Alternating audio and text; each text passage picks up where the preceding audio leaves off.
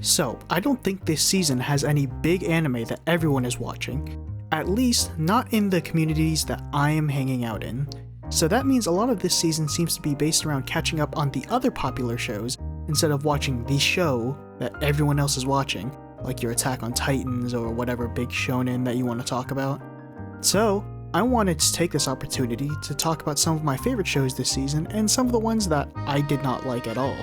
I mean, when you watch as much anime as I do, around like 20 seasonals per season, there's a lot of mid, and if I were to just talk about that, there'd be a lot of fluff, so I'm just gonna cut that out and give shoutouts to shows that I think deserve it, and shows that I think you should avoid at all costs.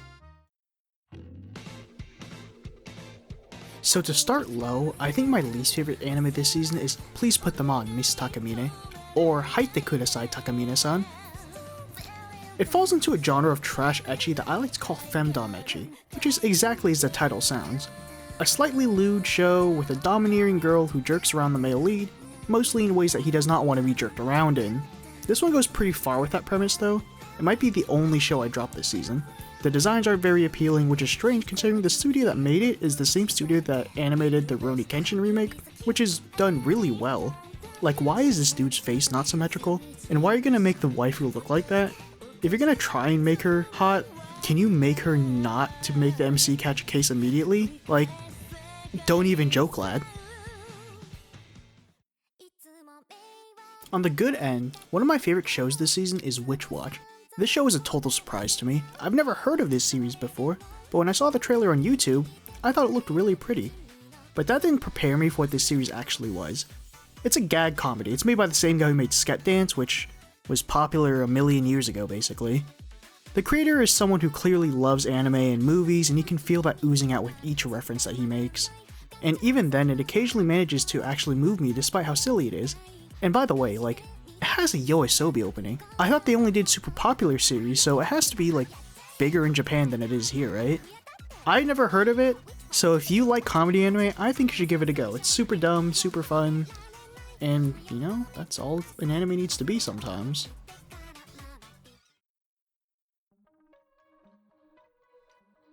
So the next lowlight, this one kinda hurts me, is Nazotoki wa Dinner no Ato de, or The Dinner Table Detective.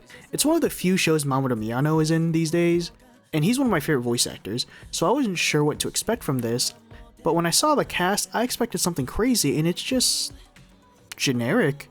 It's very formulaic. I guess the twist of the first episode instantly. It's like Scooby-Doo, but without the caveat of being made for kids.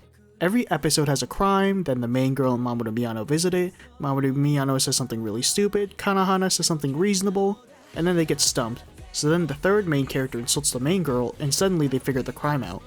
Every single episode, and they just stretch it out between 2 episodes for like every crime. Just like Scooby-Doo. Honestly, it kind of felt like a waste of time. One of the uploads I saw didn't even have subtitles. That's how little people cared about this one. I might be a little bit harsh on it, but I expected way more.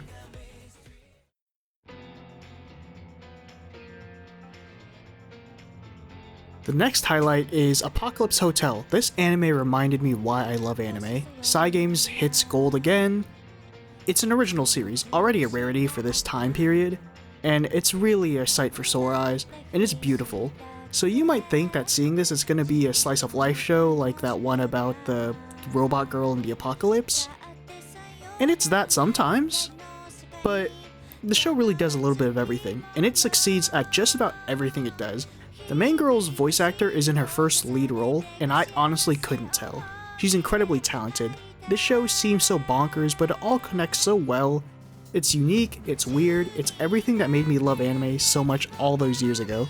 And as long as they can nail a satisfying ending, it might be one of my favorite anime this year. Moving on, I think the really bad shows I hated are already mostly out of the way, so quick round for the other shows I liked. Mono, it's a really good slice of life by the Eurocamp's creator. Kijin Gentosho, or Sword of the Demon Hunter, a decent redemption arc for the studio after their botched adaptation of Whisper Me a Love Song. The Zatsutabi is also a pretty fun slice of life.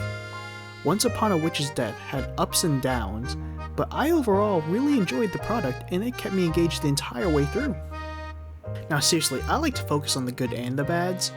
I think it's important to have bads, keeps you humble so you don't turn into one of those shonen bros who thinks anything other than the peak of shonen or seinen is shit because they only want to feel one or two emotions like hype or sadness. So there's a few shows I didn't mention, mostly because I kinda like them, or I had mixed feelings, and I only kinda had that. So, if you have an anime that you want to tell me about that you liked or hated, tell me about what that anime is in the comments. And if you don't want to use the YouTube comments, you can use my Twitter, at me up there, or whatever. And obviously, if you liked the video, like it. Don't if you didn't. If you like my voice, feel free to subscribe. I'm going to post when I feel like it, but I'm going to tell myself I'm going to post weekly because I told myself I'd do that. Anyways, guys, thanks for listening to my rambling. I'll see you all when I see you next. That's my chair squeaking. Goodbye.